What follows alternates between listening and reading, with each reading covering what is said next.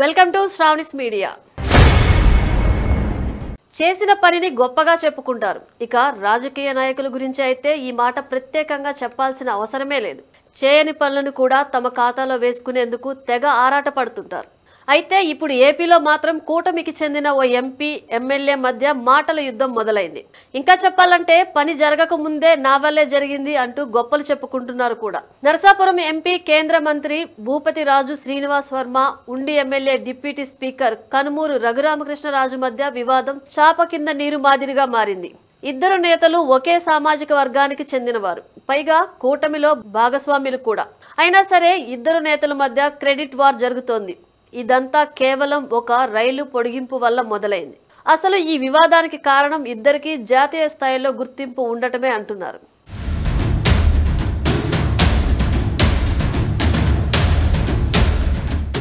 Chennai Vijayawada Chennai Vande Bharat express రైలు నరసాపురం వరకు పొడిగిస్తున్నట్లు railway శాఖ ఇటీవల ప్రకటించింది. ప్రస్తుతం ఈ రైలు విజయవాడకు ప్రతిరోజు మధ్యాహ్నం 12 గంటలకు చేరుకుని తిరిగి 3 గంటలకు చెన్నై బయలుదేరి వెళ్తోంది. అయితే 3 గంటల పాటు ఇలా ప్లాట్ఫామ్ పైనే ఖాళీగా ఉంచడం వల్ల మిగిలిన రైళ్లకు ఇబ్బంది కలుగుతుంది. అదే సమయంలో ఈ రైలు భీమవరం వరకు పొడిగించాలనే విజ్ఞప్తులు వెల్లువెత్తుతున్నాయి. అయితే భీమవరం రైల్వే స్టేషన్ లో వాటర్ ఫిల్లింగ్ లేకపోవడంతో నరసాపురం వరకు పొడిగించాలని భావించారు. అయితే అలా పొడిగించడం వల్ల రైలు వేళల్లో మార్పులు చేయాల్సి వస్తుందని, దీనివల్ల మిగిలిన రైళ్లపై కూడా ఆ ప్రభావం పడుతుందని అధికారులు గుర్తించారు. దీంతో రైలు వేళల్లో మార్పులు చేసి కొత్త టైం టేబుల్ ప్రకటించాల్సి ఉంది.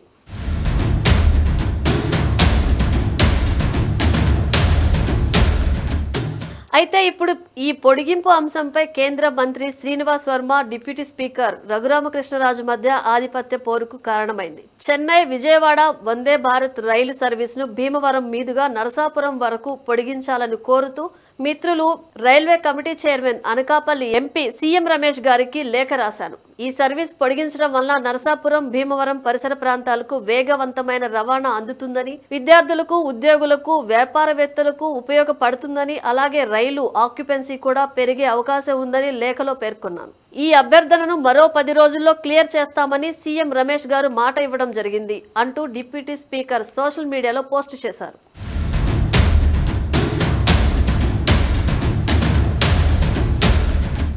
ఇదే విషయంపై కేంద్ర మంత్రి శ్రీనివాస్ వర్మ చేసిన వ్యాఖ్యలు పెద్ద దుమారం రేపుతున్నాయి. నేను చేసిన పనులు హైజాక్ చేయాలని చూస్తే ఏ విధంగా ఎక్కడ సమాధానం చెప్పాలో నాకు తెలుసు, సహకరించండి. పార్టీలు వేరైనా సోదరభావంతో పనిచేస్తున్నా, సంబంధం లేకుండా బాధ్యత లేకుండా నేనున్నా అని వచ్చి నన్ను కెలకడానికి ఎవరైనా ప్రయత్నిస్తే నాలో అపరిచితుడు ఉన్నాడు, బయటకు వస్తాడు. సామాన్యుడైన శ్రీనివాస్ వర్మ ఏ విధంగా రాజకీయం చేయగలడో ఆ విధంగా చేసే పార్లమెంట్ టికెట్ తెచ్చుకున్నా.